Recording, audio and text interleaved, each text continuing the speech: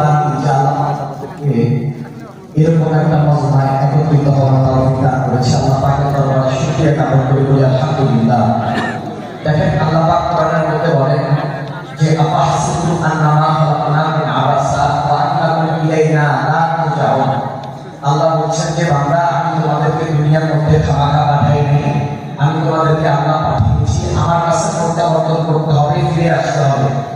দুনিয়াতে থাকা অবস্থায় তোমাদের প্রত্যেকটা বিষয়ের হিসাব আমি আল্লাহ কিয়ামতের ময়দানে নিব। তোমরা হয়তো দেখতে পারো না, বুঝতে পারো না, আমি আল্লাহ তোমাদের প্রত্যেকের কাছে একটি করে ট্যাপ রেকর্ডার ক্যামেরা আমি আল্লাহ ঝুলিয়ে দিয়েছি। এটা কিয়ামতের দিন আমি আল্লাহ তোমার সামনে ওপেন করবো। এটা যখন বান্দা হাতের মধ্যে পাবে, বান্দা দেখার পর বলতে থাকবে মা ইহাজাল কিতাব লা ইয়াকুতু সগীরাতাও ওয়ালা কাবীরাতাও ইল্লা আহসাহা।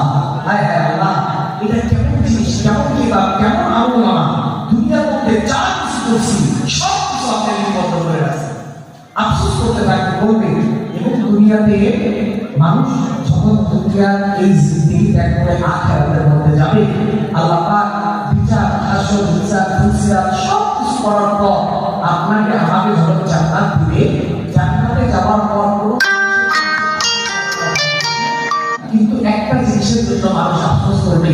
এই বিষয়টা কি জিনিসের জন্য জান্নাতে যাওয়ার পরেও মানুষ আফসোস করবে?